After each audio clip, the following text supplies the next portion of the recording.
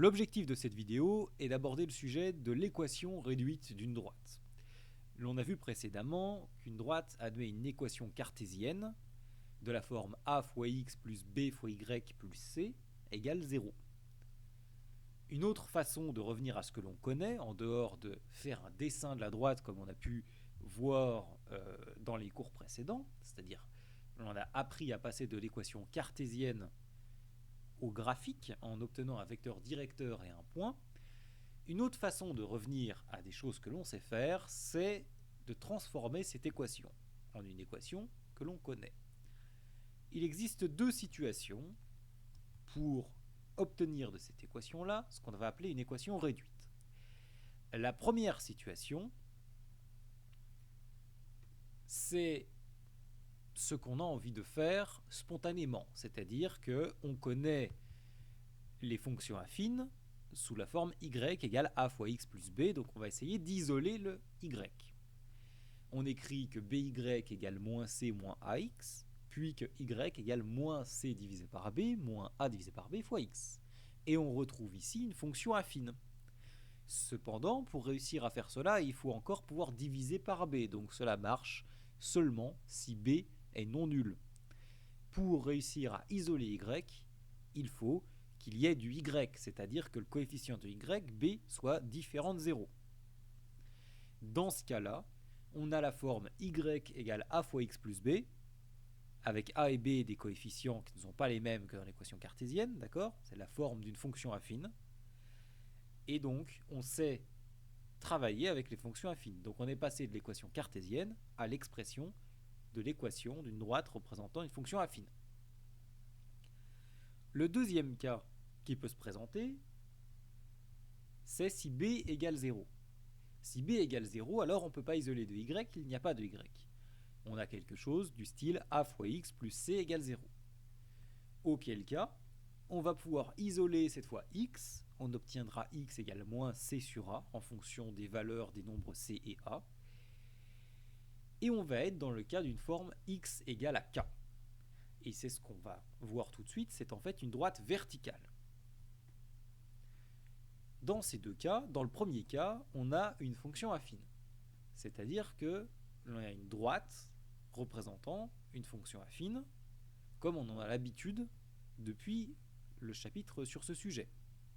Dans le deuxième cas, on a une droite verticale. Les seuls points qui sont sur la droite, la seule condition pour être sur la droite, plus exactement, c'est d'avoir une abscisse égale à k.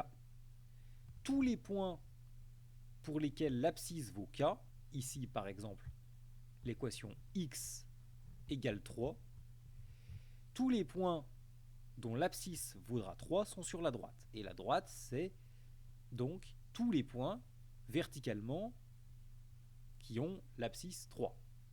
On a donc ici une droite verticale.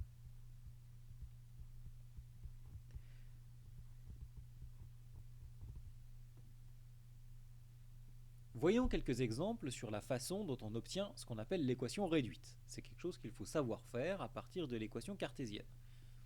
Voyons un premier cas, 3x plus 2y moins 3 égale 0.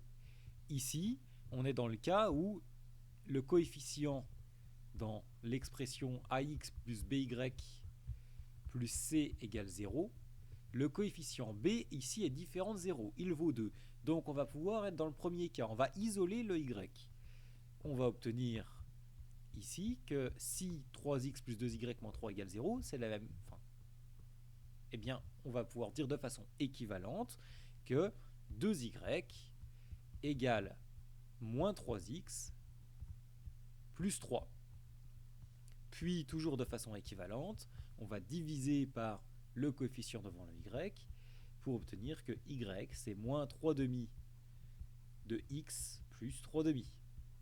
Donc ici, on a obtenu une équation réduite de la forme qui correspond au premier cas. C'est-à-dire une équation réduite qui correspond ici à l'expression de fonction affine. Dans le deuxième cas, 7x égale 42. Ici, on remarque que le coefficient b devant le y vaut 0, puisque y n'apparaît pas dans l'équation. Donc de façon équivalente, cette fois-ci on va exprimer cette équation sous la forme du deuxième cas, c'est-à-dire qu'on va isoler x. X, ça va être 42 divisé par 7, c'est-à-dire 6. Donc, on obtient l'équation réduite x égale 6. Ici, on avait obtenu l'équation réduite y égale moins 3x plus 3,5. Dernier cas qui peut être intriguant, ici on n'a pas de x, mais on a bien du y. 3y moins 6 égale 0. Très bien. Le b ne vaut pas 0, on est bien dans le premier cas. On isole les y, 3y égale 6. Puis on isole vraiment la variable y en divisant par son coefficient, c'est-à-dire y égale 6 sur 3 égale 2.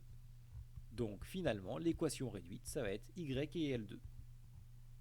Ici, on a une droite horizontale, on a une fonction constante, chose que l'on a vue dans les chapitres précédents.